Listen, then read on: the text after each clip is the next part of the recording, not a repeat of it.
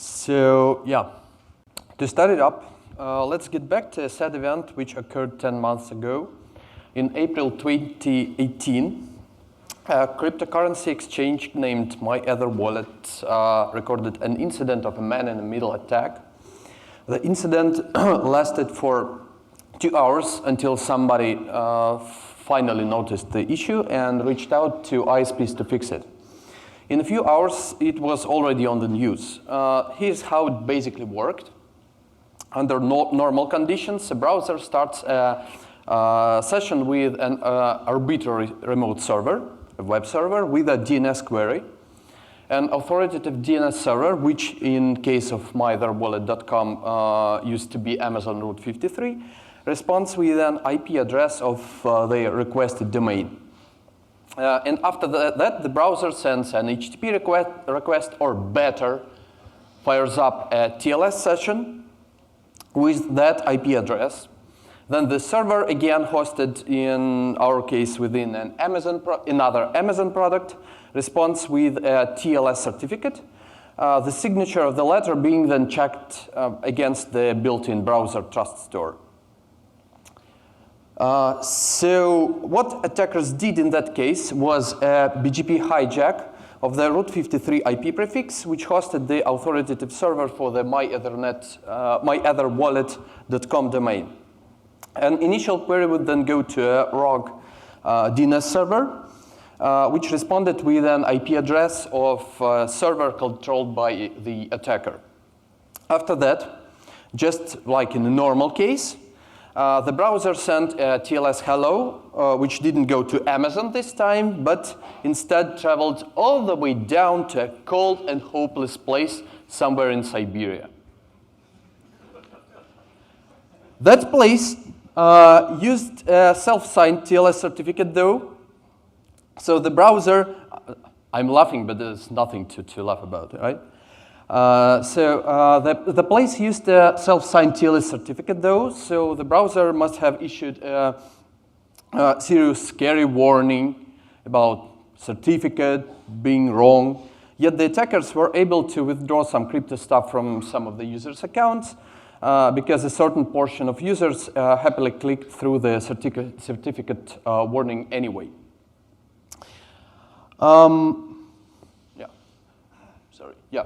Let's be clear, it's not that easy to get through HTTPS certificate warnings with today's Chrome or Firefox. Sometimes it's even impossible, depends on an error though. In today's internet, a harmful man-in-the-middle attack is quite a rare thing. A few orders of magnitude more often, it's either a captive portal doing captive things, or a site blocking enforced by law, or simply a configuration error which can occur both on the server side and the client side, like an accidentally expired certificate, and on the client side, for instance, a mistaken parental controls setup. A user basically learns by heart today to circumvent the HTTPS errors, because they have done it 1,000 times before and nothing bad has happened after that. Which is why the most popular suggestion on how to fix the issue of BGP hijacking against an HTTPS portal was to further strengthen the way a contemporary browser reports a certificate issue. If we say won't allow to click through that error at all, then the issue is completely gone. Unfortunately, it turns out it's not really that simple. The first time I faced a BGP hijacking incident myself dates back to the year 2012. Our only business back in those days was Ddos Mitigation. The problem with Ddos Mitigation is that sometimes a criminal is really highly motivated to bring a network service down. That doesn't happen usually with, say, carpet bombing blackmail attacks. Yet once in a while, an attack is ordered by market competition of the victim, and depending on the market situation, a competition can go to great length to achieve what they try to achieve. And of course, a hijacking is quite a reliable way to do that. Costly though, but the cost is always about a trade-off between how much you pay and how much you get in return. At that time, we happened to already have an internal BGP monitoring tool, which we then polished a bit and released to public in a year. However, as we examined possible consequences of a hijacking, we figured out that almost no matter how secure is the configuration of a web server, a man-in-the-middle attack through hijacking would still be a success. The problem is certificate authorities which sign certificates with keys reflected in a browser trust store only need to first check if the entity requesting an HTTPS certificate for a website is in fact in charge of managing that website. And due to obvious chicken and egg dilemma, here they do it in insecure ways. I submitted the detailed outline of how such an attack could be carried as a talk proposal for a BlackHat conference in Vegas 4 years ago. The proposal got approved. The slides and the white paper are available on the conference website. In that white paper, we examined how certificate authorities implement the remote server checking. Basically, they generate a random token presented to the user who requests the certificate and expect to see a token in a while, either by requesting a certain page via clear text HTTP or by looking for a presence of that token in DNS-TXT records for the target domain, or by checking whois records. There used to be also more exotic method to achieve the same goal. But those three are quite enough for our consideration because it's the user who chooses one particular checking method and not the certificate authority.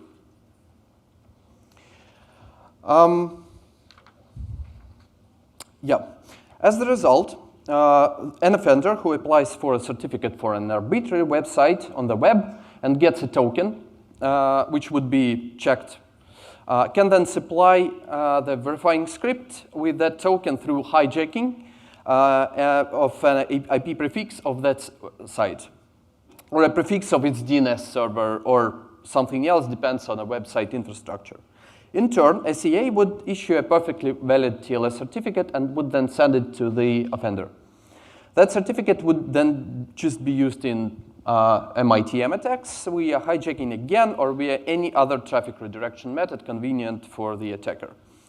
If the server resides in the United States, all the users are in the North America, and there's a CA in, say, Poland or Spain, then adjusted for the internet topology, a limited range hijacking would go totally unnoticed. The white paper defined two different types of a BGP hijacking attack, which were mostly different only in how stealthy an attack could go from the victim's point of view. One important consequence was that for such an attack implemented properly, there was at that point virtually no way of telling it in fact occurred, much less of investigating it. So I have published the white paper, and within a few months, I've collected feedback from the trust authority industry experts. Here's just one article, but there were more on different news websites. With my unfortunate hands-on experience from 2012, I was thrilled to see how the issue is probably going to be resolved in the most elegant and beautiful way. Guess what? What I got instead was a reassuring statement that the issue highlighted wasn't really an issue. The articles pointed out first that the BGP hijacking issue alone was almost purely theoretical. Imagine how I felt reading that 3 years since it happened to my own network, let alone using it for HTTPS certificate hijacking. Next, they enumerated a few features of the web public key infrastructure, such as extended validation, all first letters capital, or public key pinning, and stated those would be the final ultimate solution for the certificate hijacking problem. Finally, the article stated that today's CA would never be checking the token with a single script and would only issue after a handful of checks which reported consensus. The author also called us a BGP monitoring company, which we, in fact, were not at the moment. We're still a Ddos mitigation company, maybe 99%. And the BGP monitoring tool called Radar was developed as a free community project, but that was just less important. So here is an outline of how the CA industry planned to deal with this back 3.5 years ago. We could have waited even for longer to see how did that go, but as we'll see, that's not needed. What's the ultimate result as it is today? The first statement was that BGP hijacking doesn't happen in practice. Someone I've been talking to coined the term conference-type attack, meaning that such a threat doesn't have to be a part of practical web security risk assessment. However, it was 2018, and as we can see, those attacks do happen.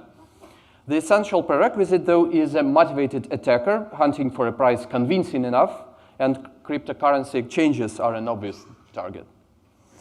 The My Other Wallet case missed the certificate part, though, but the attackers in that case probably do not follow conference agenda as thoroughly as all of us here do. Too bad for them, because if they did, they could have been sitting on the wallet user accounts for much longer than 2 hours. Yeah, that is the first outcome today.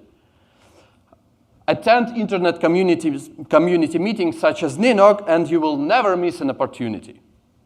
Yeah, sorry, that was a contextual advertising. They forced me to do that. Another funny thing is that since year 2015, different people on multiple occasions wrote me emails or even reached me in person to clarify the details of that potential threat or to discuss strange issues with TLS they have seen. And last year, on 2 unrelated occasions, the topic to discuss was a certificate in public certificate transparency logs that the website owner had reasons to believe they couldn't have ever consciously applied for. It's quite hard to tell what really happened there because, as I've said before, the certificate issue is challenging enough to detect, let alone investigate. For instance, on average, there are hundreds of Amazon prefixes sitting in hijacks or route leaks every day. And for any website using Route 53, it would take a great effort to sort that haystack pursuing for one needle. A potential offender in both of the cases is assumed to be quite motivated, though. Next up, extended validation, all first letters capital. For those lucky of you who doesn't deal with online banking, EV is essentially that little green box in the address bar of the browser where the name of the company owning the website is written. You are only granted such a certificate after you provide additional documents, such as a photo of your office's reception desk or monthly electricity bills, because if you pay the electricity bills, then your website is certainly secure. Don't ask.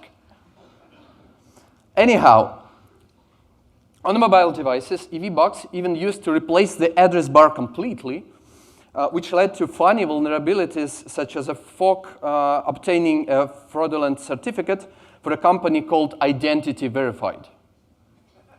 That phrase was then displayed instead of the address bar, ruling out virtually any possibility that Joe Sixpack would detect a phishing site behind that certificate. It's 2019 now, and EV is effectively dead.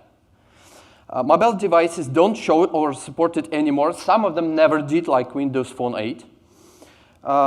Desktop browsers are also apparently slowly moving out of that support. Websites prefer not to use it, not only because it's so much cheaper to go with domain validation, but also because today an HTTPS certificate renewal process is expected to be 100% automated. And automating EV is HAL incorporated. Again, BGP hijacking is a rare threat today, while forgetting to renew your HTTPS certificate is a routine mistake. And with EV, you wouldn't usually able to fix that in less than a couple of days. Here we see how a remedy was in fact worse than the disease. What's next? Yeah, public key pinning, dead. Removed from Chrome a long time ago. Still, I would personally oppose that change, but I'm not blaming Chrome developers for that because they have some solid reasons to do that. What PKP was designed for was to basically put a number of certificates into the browser cache, during the very first HTTPS request, and then tell the browser that the remote website should never be displayed if the remote TLS server authenticates itself with a certificate missing in the cache. Now imagine what would happen if someone, such as an angry former employee, logs onto the website and puts only one rogue certificate with a 4 years lifetime into the PGP header, and then deletes the certificate. That's called a hostile pinning. And the website would then be unreachable for most of the users for about 4 years, which is bad. Anyhow, PGP has never really seen adoption because, again, updating the PGP value for any today's web server is very, very hard to automate. I know I did it. And the last one. Checking the token from multiple places on the internet. This, dear audience, is where the real fun starts. First, a couple of words about the theoretical concept of issuing by consensus. Here's how I understand it was supposed to work. Say there's a number of machines, like 4 on the slide, that run the verifying script. If every machine sees the same token, everything is all right, the certificate is generated and issued. If one of the machines falls through, well, there's still a majority which reports consensus and apparently no warning. At least I'm yet to see how such a warning could be displayed on the Trust Authority website. And the certificate is issued. And what if we have a BGP incident that propagated across a significant number of ISP networks and the token supplied to most of the verifying machines? Oh yeah, the majority still reports consensus. And the certificate is still issued. At the time, I was so mesmerized by the words majority and consensus that it took some time for me to figure out that almost the only case where it could be really preventing something is when either the BGP incident is small enough, yet in this case the certificate shouldn't be issued anyway, or when there is somehow really no consensus. Yet in practice, such a case would be almost impossible to see. Okay, so the majority part is just broken. Also, distributing multiple clients across the internet topology in such a way that they would stay independent in case of an arbitrary BGP incident is a very tough engineering task. But let's assume trust authorities could in fact implement a multi-home checking only more properly, somehow. Do they do that? After a couple of years, it came to my attention, and again in a funny way, remind me to tell the story during Q&A if we have time, that someone else except me finally got interested with the issue. Someone innocent, I mean. Guess who? Scientists. Good news, everyone. A team, including Jennifer Rexford from Princeton, did what scientists usually do with white papers they see. They have checked my results. In that white paper, I haven't actually stated that I've carried out the attack myself, and frankly, I can't say I really did. I've tried, but stopped after the token was checked. I needed next to pay for the certificate to obtain it. And there was a moment where I suddenly thought about some 3-letter abbreviations and then decided it's best to stop here just in case. Princeton folks were more desperate. It turns out that for a number of reputed certificate authorities, no one was actually checking from multiple sources. So fraudulent certificate could have actually be signed and sent to malicious users. If a conscientious CA would use multiple clients around the globe, then it's quite tough to find a conscientious CA those days. The folks continued, and in a year released another paper, much more complicated. They defined 3 more attack types, gave all those 5 fancy sciencey names, and tested the result of those. I'm leaving a link here. I urge you to read it. It's a very cool work. And since then, almost every month, Google Scholar pings me with a new academic reference to my presentation from 2015. So it turns out that by letting the cat out of the box, I wasn't able to get anywhere close to a solution for the root cause. but instead have started a moderately successful research direction. Yeah. Why do I say that the root cause isn't settled? Because no one of the involved parties really cared thereafter. What did CAs do? A couple of things. First, certificate transparency. Second, DNS certificate authority authorization. All first letters capital. You know, no, I'm kidding. In fact, certificate transparency is a truly brilliant breakthrough. At least now we could become aware of an incident as it goes, which is so much more than nothing. Hardly anyone in enterprise organizations, let alone nonprofits, is monitoring all the CT lists for fraudulent certificate in real time, though. And I might be wrong here, but I believe that hardly anyone is ever going to do that.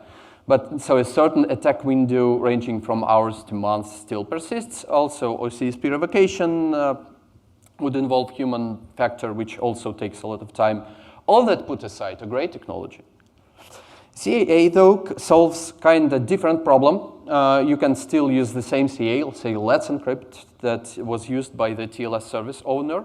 Also, CAA is, again, a resource record in the zone, like TXT, and could also be replaced by an attacker. It might have been slightly better in that regard if you could glue it, maybe.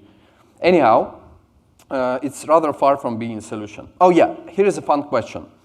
Why did the My Other Wallet attackers hijack the root 53 prefix instead of EC2 prefix, where the website was hosted at the moment? That's, you know, more of an effort. The scheme is more complicated. You need to set up a DNS server where you could have just get along with a lone HTTPS server. So why? Well, there's an assumption that those folks were reasonable, which proves false quite frequently for criminals. But given that assumption, there's an obvious answer. An average DNS server which plays the authoritative role for a website gets order of magnitude less traffic than the website it serves. Handling all the Amazon web traffic, even for a single /24, is quite expensive, while doing it selectively the way it was done in My Other Wallet case is very cost effective. That makes DNS a more likely target for future BGP attacks. In fact, hijacking a DNS server opens even more possibilities. You can sniff on its own, you can trick cloud container orchestration tools and so on, but our today focus is only internet-facing servers. Here's how the security tool looks in our radar. Once again, for each Amazon autonomous system, there's a number of BGP incidents happening every day. Don't blame Amazon, though. It's the same nearly for any well-known cloud services provider, a hosting company, or a DNS provider. That's a complete mess. Any autonomous system administrator can get an instant access to its own security information here.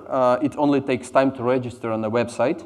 Please forgive me if I have been lost in all the mergers and acquisitions, but last time I've checked, no certificate authority representative has been using the tool. If any CA is in fact doing that, then I'm sorry. Please send me an email so that we can see how to maybe tailor it better for your needs. The next involved party, obviously, is the DNS community.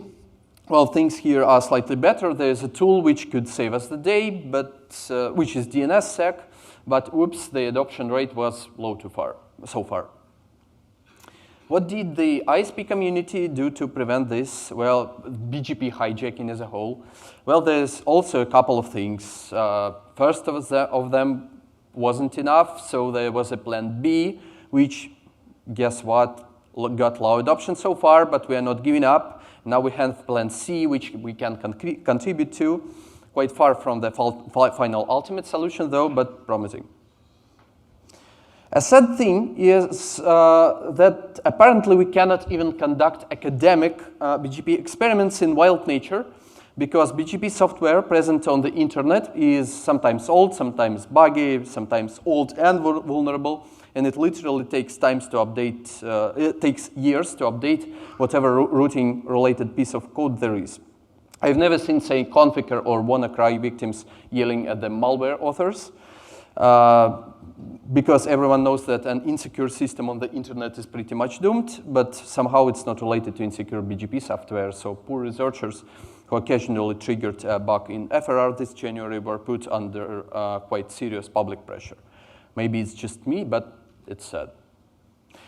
Long story short, we are reaching the conclusion. I've seen people before criticizing me for not being optimistic enough in my public speeches. So I listen and I hear what's said, and I've put some funny text on the next slide. Yeah, see, it's pink Comic Sans on top of a yellow oval. Must be very funny. What's not funny, though, is that for years, IETF and others has been designing hardened transport protocols to protect users' data. The most contemporary design is QUIC with HTTP/3, which adds up quite significantly to the system requirements of a web server for the sake of encryption and data protection. A funny thing is that one of the QUIC design goals was, okay, maybe it wasn't really stated in the spec, but it was always implied, to protect innocent users exercising their freedom of speech against evil state actors. I cannot really pick a proper word, at least while we are on the record, to describe how feasible and cheap such attacks are for any possible state actor. Reassuring users that everything is going just fine works for a certain period of time, but I don't really want to be on this planet anymore when this period of time comes to end.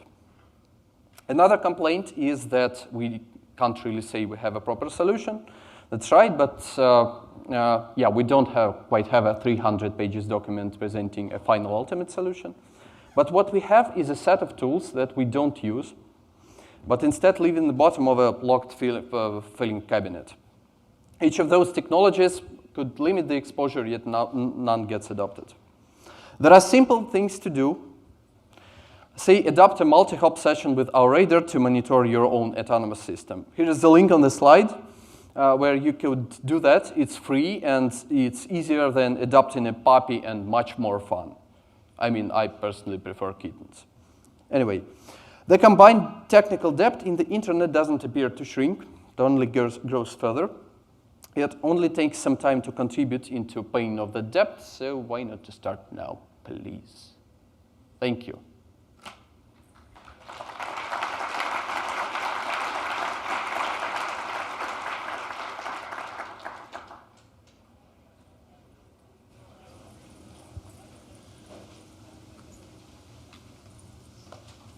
No questions?